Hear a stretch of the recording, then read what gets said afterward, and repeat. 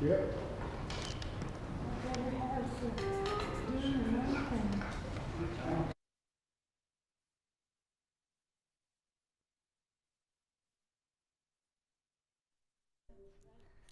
I said, I can't control my wife. What makes you think I'm going to try to control yours?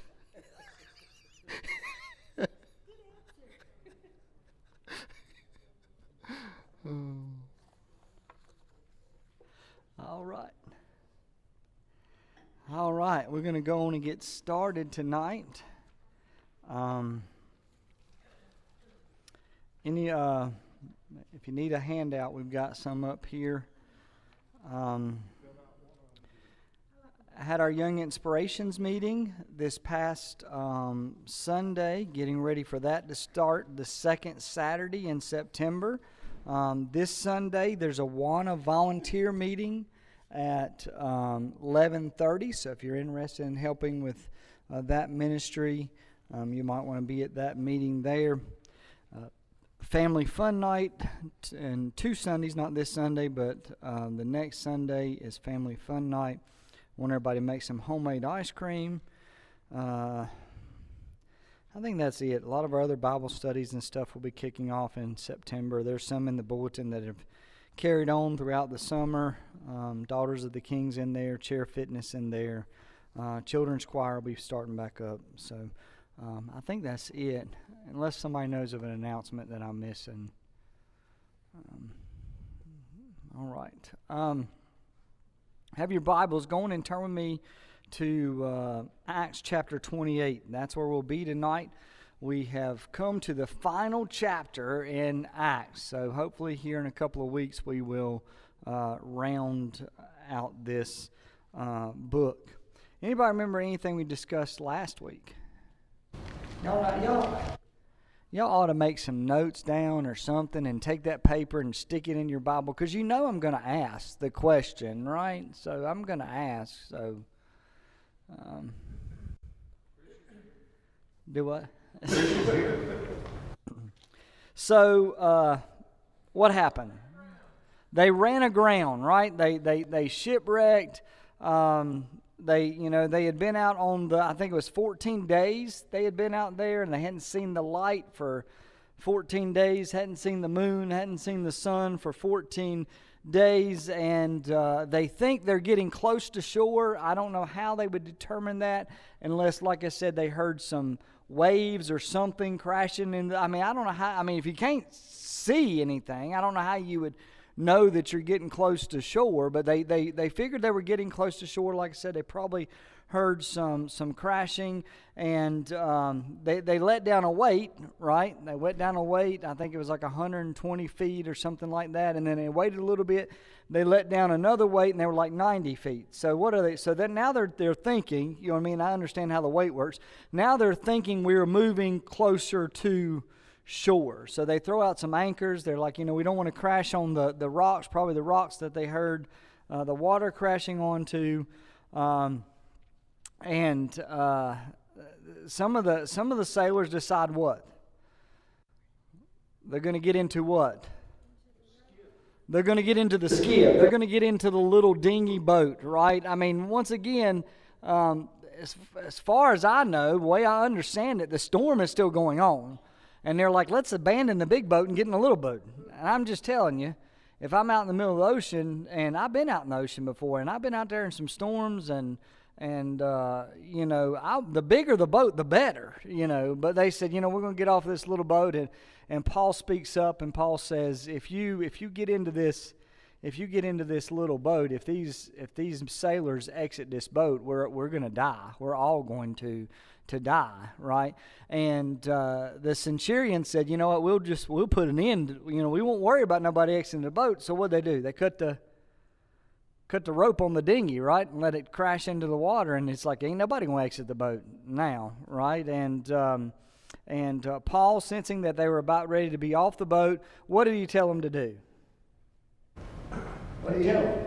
He told them to eat, right? He said, if you guys are going to survive, you're gonna need to eat something. So he encouraged them to eat. We said Paul led by example, right? So he gave thanks for the food, and then he ate, and then they ate, and we're told that 276 persons would be saved. So morning comes, and they don't recognize the island. They don't recognize the island, but they see a beach, right? And they're like, you know what we're going to do?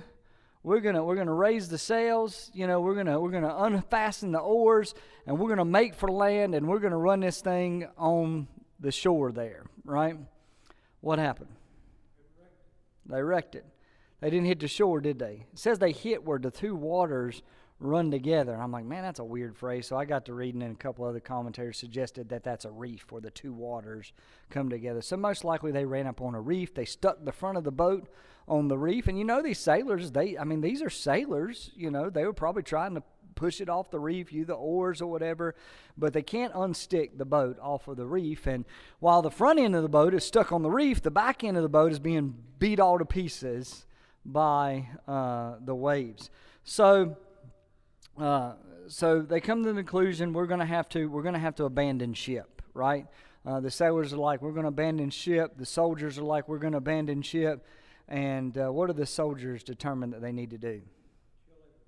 Need to kill the prisoners, right? Not kill everybody, but kill the prisoners, right? We're not going to let any of these prisoners escape. So we're going to kill the prisoners. And this leader, this commander of the soldiers, Julius, he says, we're not gonna kill the prisoners. We're not gonna kill the prisoners. He said, anybody that can swim, jump and swim to shore. The rest that can't swim, find you a boogie board and just boogie board on into, find you a board, right? And my kids boogie boarded the other week. That's why I thought about that. Find you a board and sort of ride it into the beach, and we'll just see how it all turns out. And we know that all of them actually made it to shore alive. So that's where our story sort of picks up tonight. So see there, I ask y'all to give input, and y'all don't give input, so I have to tell it all to you, right? But let's begin reading chapter 28, verses 1 and 2. Now when they escaped, what did they escape? The storm. They escaped the storm. They escaped the shipwreck. Now when they escaped, they then found out that the island was called Malta. So they didn't recognize the island. Maybe some of them had been there before, but they didn't recognize it. And the natives showed us unusual kindness, for they kindled a fire and made us all welcome because of the rain that was falling because of the cold. So the island of Malta was situated about 60 miles south of Sicily and around 500 miles west of Crete.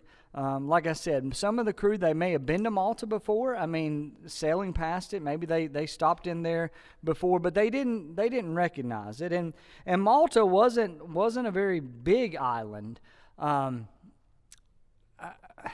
It says that when they could not steer the ship, they let the ship drive. They basically let the storm drive the ship around. And God lands them on this little island that's about 17 miles long and about 9 miles wide. Now, that don't sound like a very big island to me. And since it wasn't a very big island, it didn't take too long. I mean, we're out there at the beach one day, right? And 276 people wash up on shore.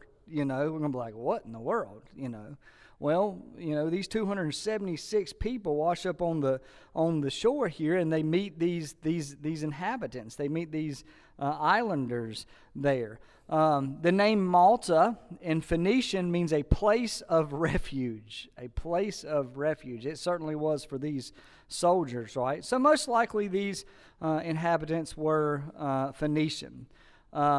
The fact that Luke uses the term natives, a lot of times we hear the word native, we think about, wild natives out there, right, running through the Amazon. It doesn't mean that because he uses the word natives does not mean that they were like uncivilized or anything like this. And the islanders, it says that the islanders showed the stranded crew there an unusual kindness and even made them feel welcome. So they didn't, these prisoners and soldiers show up. They didn't take them as their prisoners. They didn't enslave them. They didn't murder them.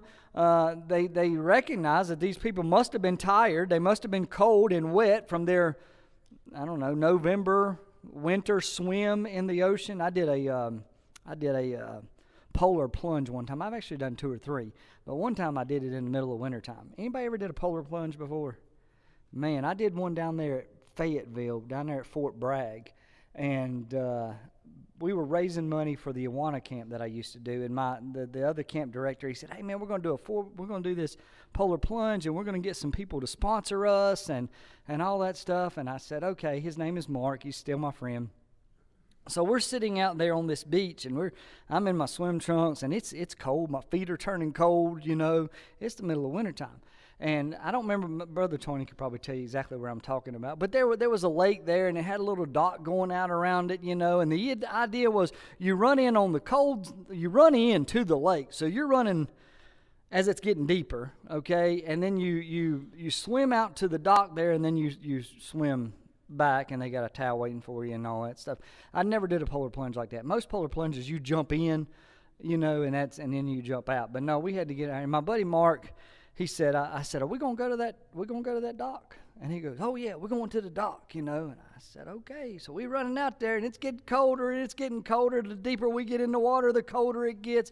We dive in there, we start swimming, and I was a pretty good swimmer in school. So I look over, and I was like, "Where's Mark at?" And I look, and Mark's done turned. He's walking back. You know what I mean, to the land. But let me tell you, I hit that cold water, and it felt like I was swimming in slush. You know what I mean? All the muscles in your body just contract, and the density of that water don't change, but when it's cold like that, it feels like you're swimming in slush. So these guys had swam back off the ocean there, and they were cold, and they were wet, and the islanders, they built them a fire to sort of warm them up and help dry them off. I guess in a way that's a little bit of an application for us tonight. These islanders didn't know these guys. Probably some of them looked a little bit rough. You know what I mean? They were prisoners. You know what I mean? We need to make sure that as believers, and these islanders at this time, I don't know if any of them were believers or not. I think eventually they probably were, and we'll talk about that here in a minute. But we need to make certain that we show hospitality, that we show an unusual kindness to those that we meet, right? No matter what they look like, no matter what kind of background they got, we need to make sure that we show an unusual kindness to them. I'm not saying be stupid, you know what I mean? Don't be stupid, but make sure that we show the love of God to those that God brings across our paths. Others was probably saw the shipwreck and saw everything going on, and they had some compassion. And oh yeah, most of us do a real good job. When people go through certain things, yeah, we are very compassionate to those. Yeah. Oh yeah. Oh yeah. Yeah. And I think it's easier a lot of times to do it to people we know versus people we don't know. You know what I mean? And these islanders didn't know the guys out there on the boat, and you just gotta. And once again, I'm not saying be stupid. Okay, my wife drives down the road in the middle of the night. She better not pick up no stranger on the side of the road. You know what I mean? Especially a man. You know what I mean? That's a no-go. For her.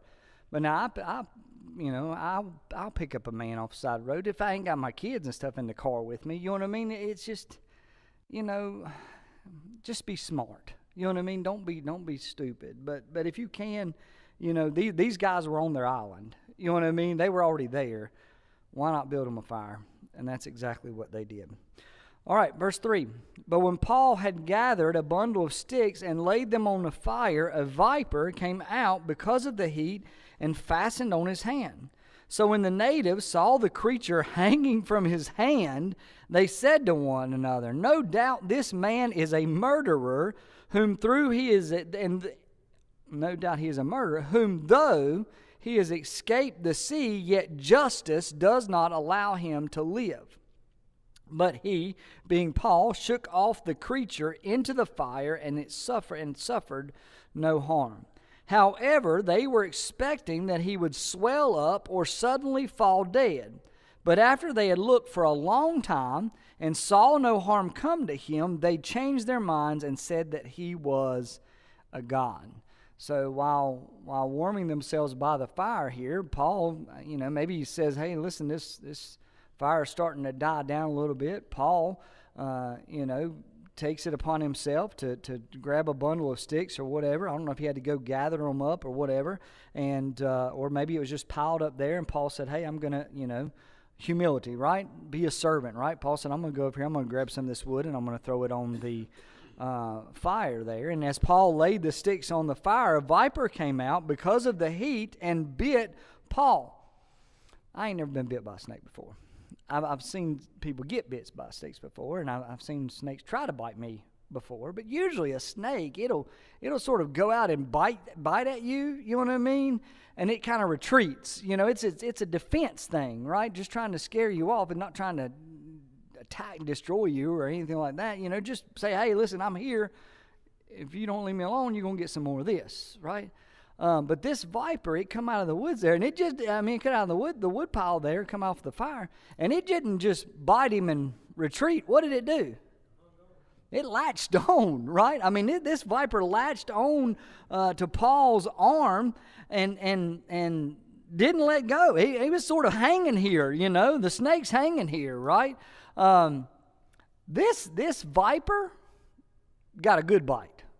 Okay, if there was any poison in that viper's mouth, Paul got it, right? Because he caught the full blunt of that sucker's bite. But Paul shook off the snake off into the fire and continued on his way. Once again, what did I tell you was the theme of Acts?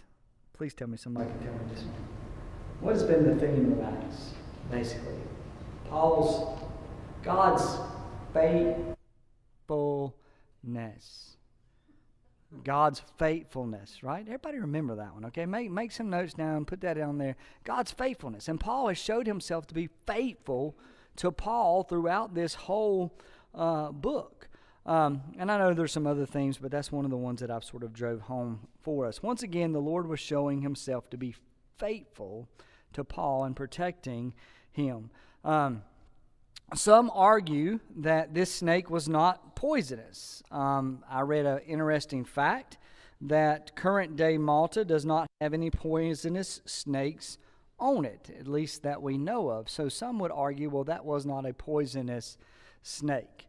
Okay.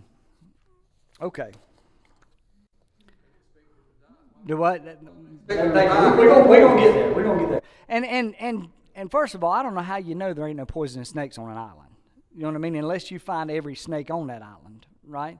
But even though there's no poisonous snakes on that island 2,000 years later, does not mean there wasn't poisonous snakes on it 2,000 years ago. I would imagine as something develops, as a city develops and an area develops, the animals move out, right? And if you develop a place for people to live, and you find poisonous snakes, what do? You kill the poisonous snakes. So what am I saying? Just because there's no poisonous snakes, supposedly, no poisonous snakes on Malta now, does not mean they were not some on there 2,000 years ago, before it became developed and before it became populated. But once again, who was the author of the book of Acts? Who's writing us the story? Luke. What was Luke's occupation? A doctor, a physician, okay? I would imagine, do what? I would have imagined during this day and time, if you were a physician, right, you'd probably have a pretty good understanding of what poisonous snakes were, right? Because you'd have to be able to recognize and tell them, okay, we need to do something about that. We need to chop that limb off, you know what I mean? Or that wasn't a poisonous snake, don't worry about it, you're good to go. But even more convincing evidence is the testimony of the islanders. They would have recognized. They live here, right? This is their yard. They would have recognized if this was a poisonous snake, and like Brother Terry said, they would have known this was a poisonous snake. And it says that they watched him, right, to see if he was going to die. They saw this snake come out of this wood pile, or this firewood pile, whatever how you want to phrase it. They saw this snake come out and bite Paul, and they say, this is karma, right? I know I don't believe in karma or anything like that, but they thought, this is karma. This man is a prisoner. He's done some kind of serious crime. They had determined that he was likely a murderer. And listen, justice is trying to catch up with you. It didn't catch you on that ship. You made it to here, but justice has caught you now. This viper has done bit you, and you're going to die. But Paul didn't suffer any harm. It says that he simply shook the snake off. They were expecting him to have some kind of reaction to this viper's bite, to the snake venom, and die. It says that they verse 6 says that they looked at him for a long time. They're watching thinking this viper kills people pretty quick. Well, they watched this guy for a long time waiting for him to kill over, and no harm came to him. They knew he was dying. When they saw that viper bite him, they knew he was done for. They knew he was going to die. But seeing that miracle, which it was a miracle, right? It was a miracle, right? Seeing that miracle, the islanders changed their opinion and came to the conclusion that Paul was what? A god. In a matter of a few verses, he went from murderer to God, at least in their eyes anyway, right? Let's continue reading there in verse 7. In that region, there was an estate of the leading citizen of the island, whose name was Publius, who received us and entertained us courteously for 3 days. And it happened that the father of Publius lay sick of a fever and dysentery. Paul went in to him and prayed, and he laid his hands on him and healed him. So Paul and these with him meet with this leading citizen on the island. So Paul, since he has been shipwrecked on this island, has met with some very kind, unusually kind islanders there, natives there, and he's also met a leading citizen. They were invited to visit his estate for a couple of days, where they were entertained and treated courteously. As I'm reading this story, I can't help but think that many times we go through storms, we go through difficult times in our lives, right?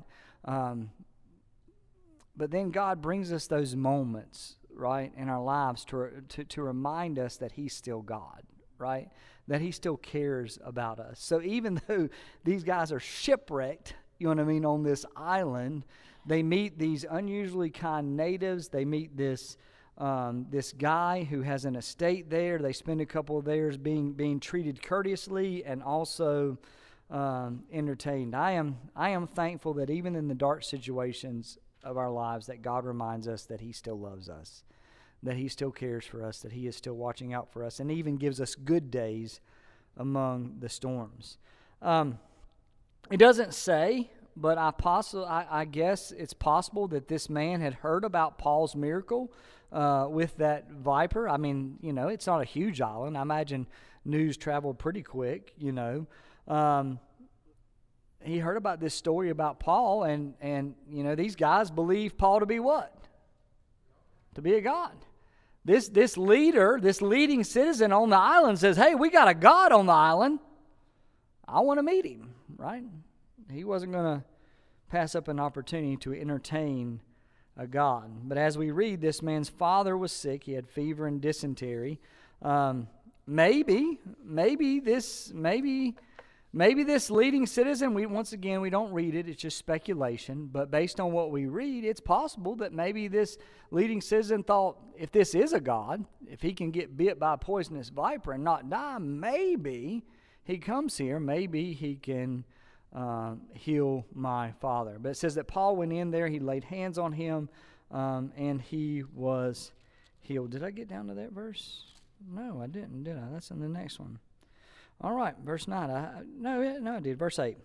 Paul went into him and prayed, and he laid hands on him and healed him.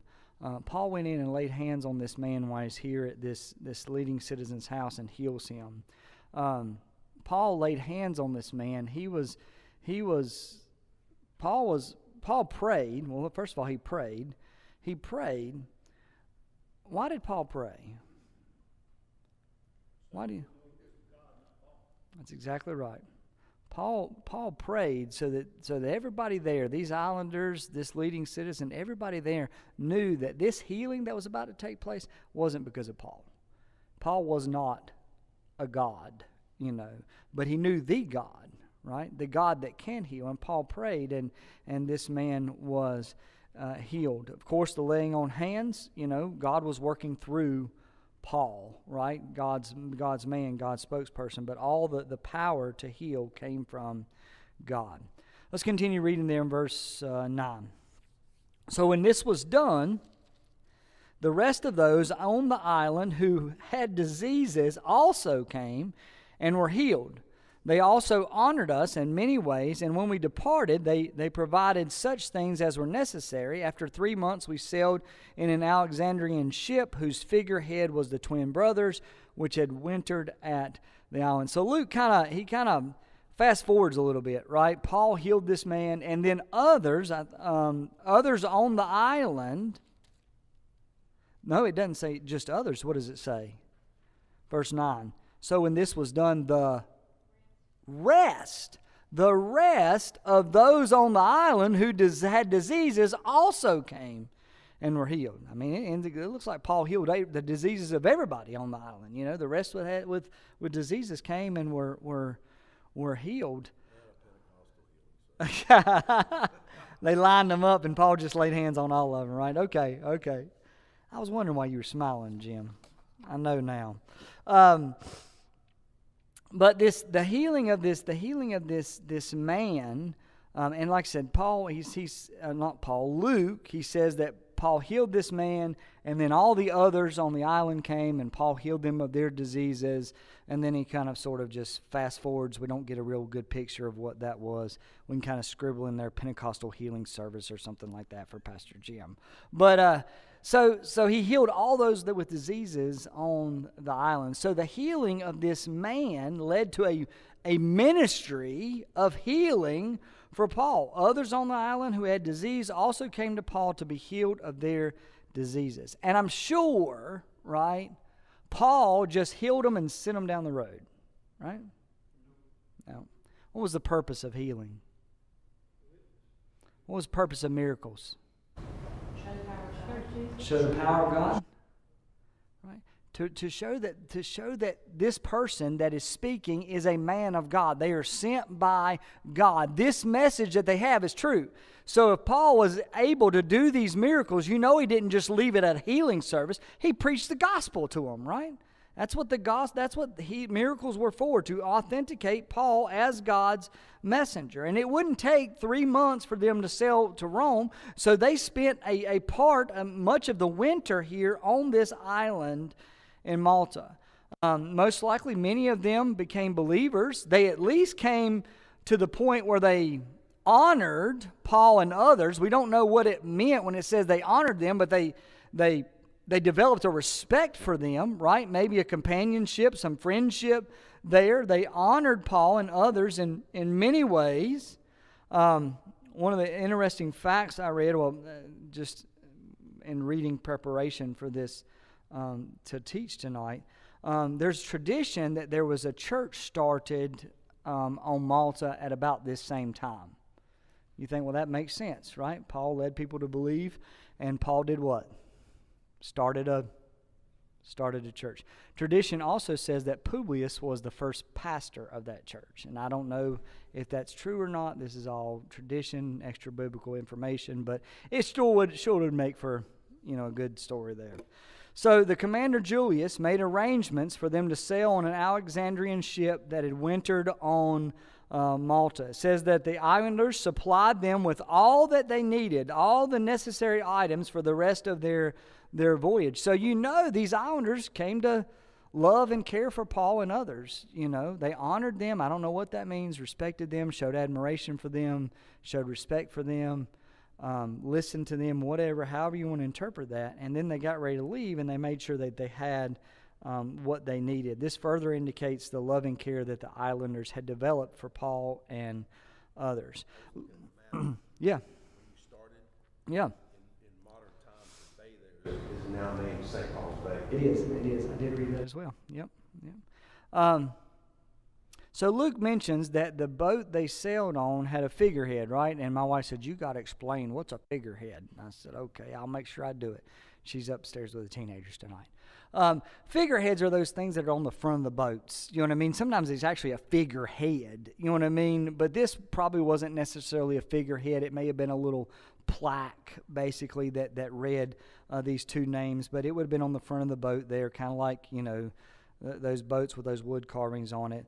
But the twin brothers that are referenced here would have been Castor and Pollux, which were the sons of Zeus. As with most figureheads, the figureheads were intended, and I Googled it, I researched it. I knew kind of what it was, but I researched it just to make sure I knew what I was talking about. But these figureheads were intended to bring good luck. Okay, so they put the name of these two gods on this Alexandrian ship. They didn't put it on there; it was already on there. That was intended to give good luck. In Greek mythology, these two brothers were viewed as the gods who protected the sailors. It's interesting that Paul mentions that. He doesn't go into a whole lot of detail, but we can speculate. You know what I mean? Paul, these two gods that supposedly protected people, protected sailors, but Paul knew the one true God. You know what I mean? That really did protect not only the sailors, but the soldiers and the prisoners and everyone else. Most likely that's the reason that he puts that in there.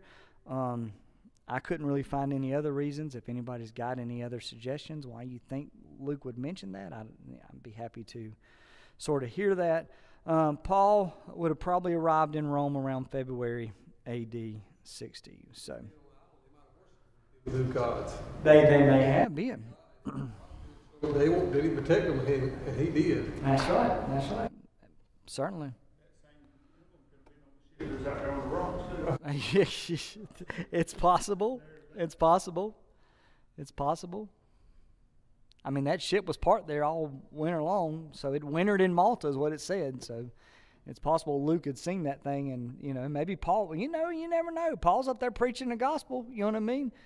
Y'all got this boat out here with these two Greek gods on it, supposedly provide protection. Yeah. He may have said, hey, that boat we were on had some Greek gods' names on it too. You know what I mean? They didn't do us a whole lot of good, right? But let me tell you, once again, I'm just speculating here, but that wouldn't be beyond Paul to do something like that, right? What did Paul do in Athens? One of my favorite stories in the Bible. What did Paul do in Athens?